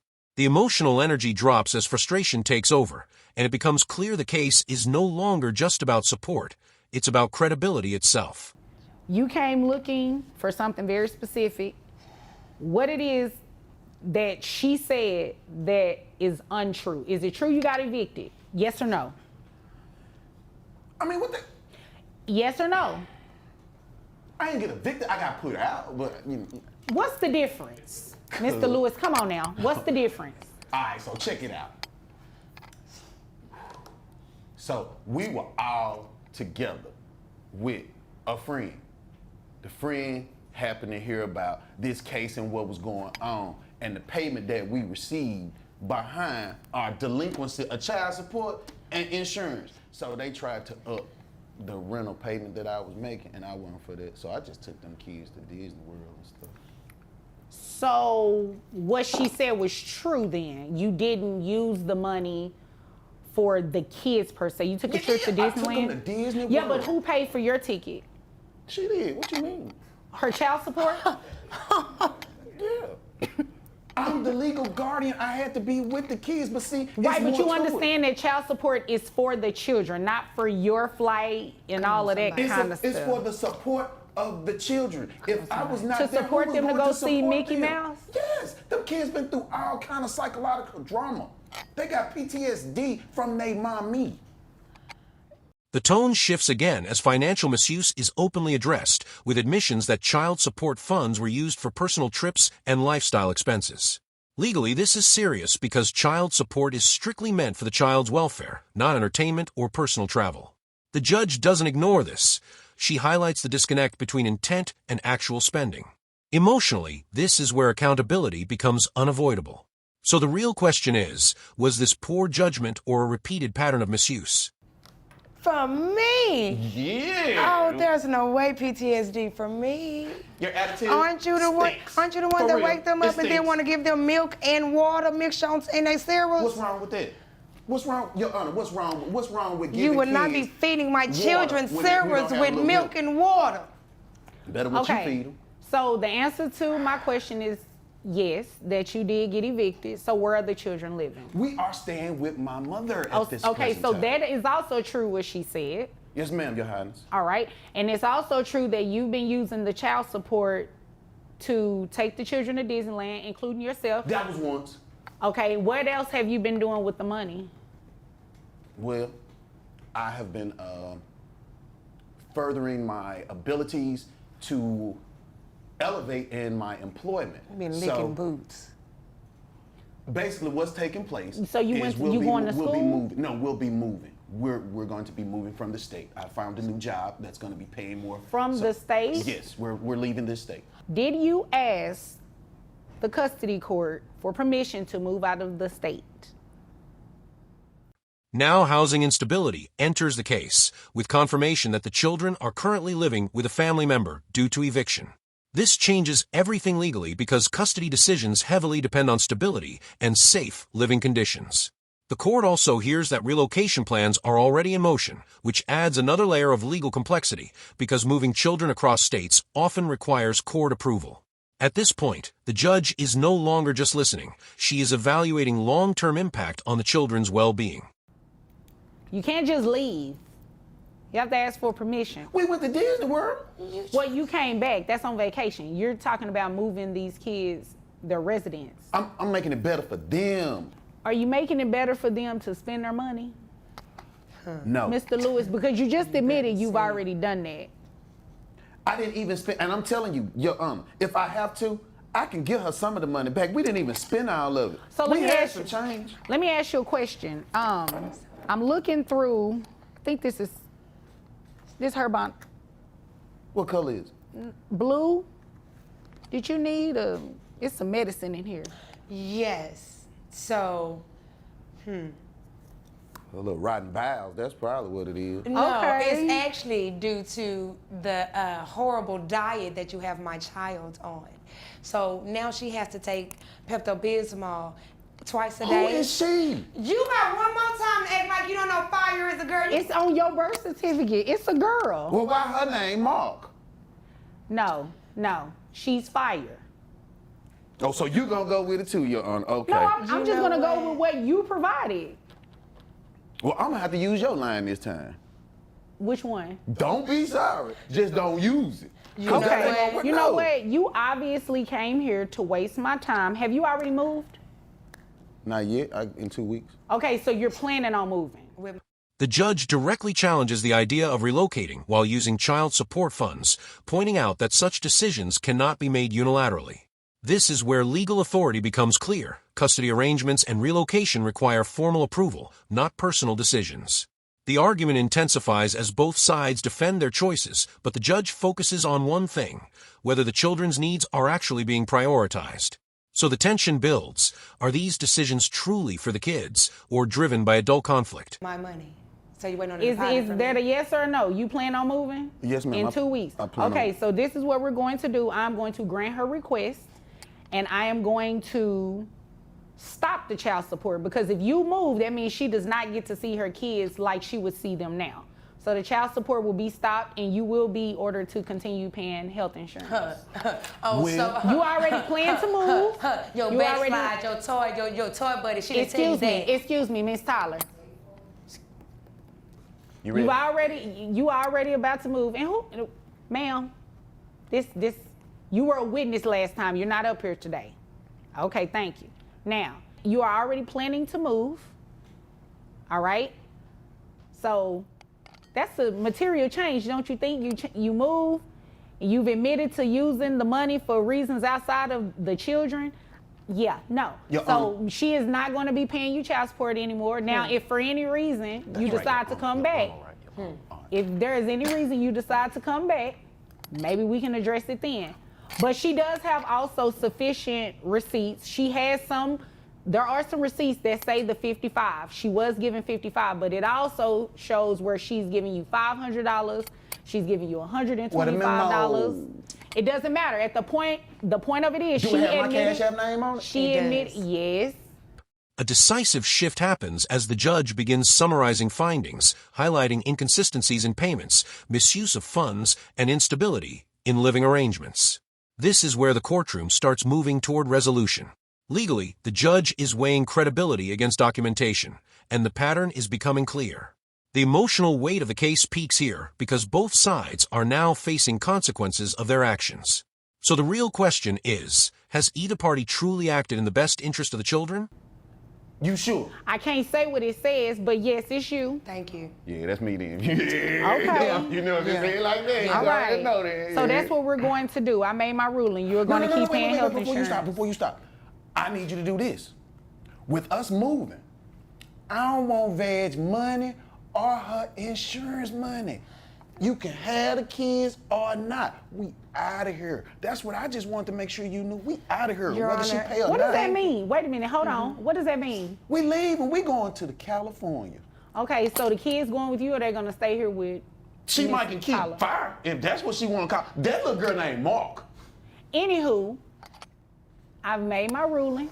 She is going to continue maintaining health insurance as long as the children are living with you, or even if they at some point live with her. The children have to stay insured, okay? Do you want them? I want them today because you're not gonna make my kids move into no cardboard box. Oh, well, That's it how sounds you like. feel about that. Excuse me. You can get Excuse me. Excuse me.